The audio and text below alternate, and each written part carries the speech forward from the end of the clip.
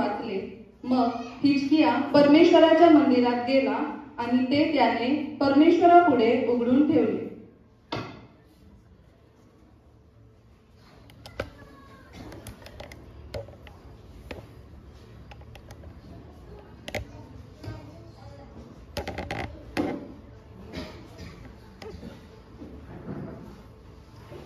हे परमेश्वरा, इस्रायलाचा देवा, करून पारून असलेला तू काय तो पृथ्वीवरील सर्व राजांचा देव आहेस. तूच आकाश व पृथ्वी निर्माण केली. हे परमेश्वरा, कान लावून ऐक. हे परमेश्वरा, तू डोळे उघडून पहा आणि सहेरी पहा. तुझा जिवंत म्हणजे उपमर्दक करण्यासाठी जो निरोप पाठविला आहे त्याचे शब्द ऐक.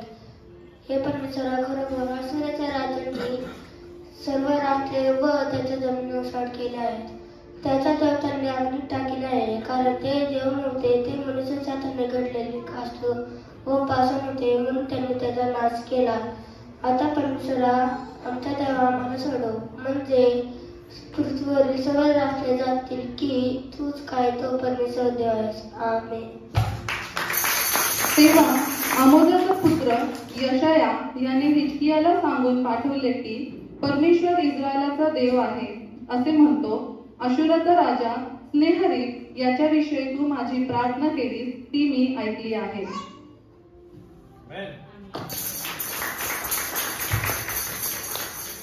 यरुशलेमेचा ओसाड दशेचा काळ पुरा होण्यास 70 वर्षे लागतील. हे जाणून दानिएलाने प्रार्थना, विनवण्या, उपवास, गोंताट नेसून व अंगावर राख उधळून पापांगीकार केला.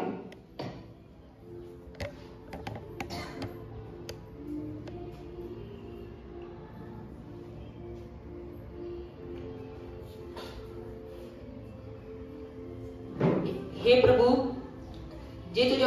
प्रभू थोर व दयामय देवाने तुझ्यावर प्रेम करीत ग तुझ्या आज्ञा पाळीत त्यांच्यावर तू आपला करार पाळून त्यांच्यावर दया करीतोस. आम्ही पाप केले, कुटिलतेने वागलो, दृष्टाई केली, फितुरी झालो. तुझे विधी व तुझे निर्णय यांपासून आम्ही परावृत्त झालो.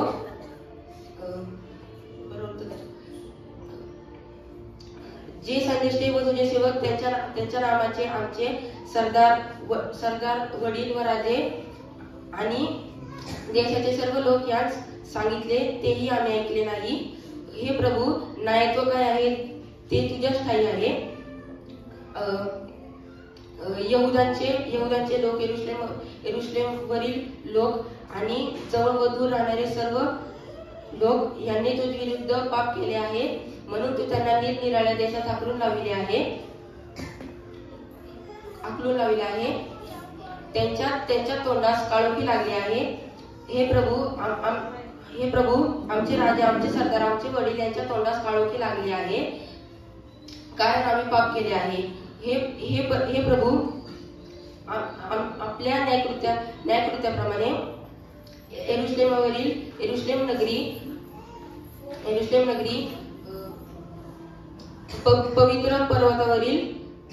पवित्र पर्वतावरील तुझा क्रोध व तुझा संताप दूर कर. हे प्रभू, क्षमा कर.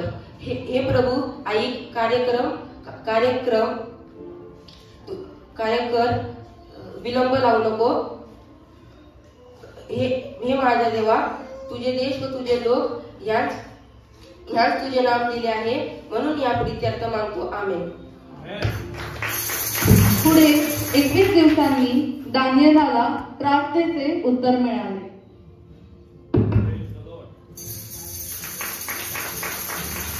माशाच्या पोटातून योनाने आपला देव परमेश्वर याची प्रार्थना केली.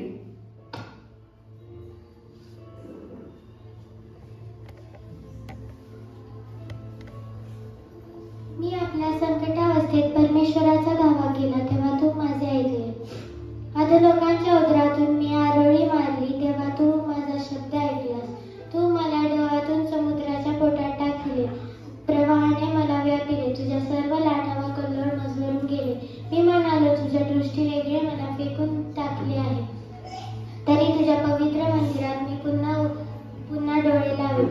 मी म्हणालो तुझ्या पवित्र जलाने मला प्राण जाईपर्यंत व्यापिले, डोळ्यांनी मला चोहकडून घेरिले.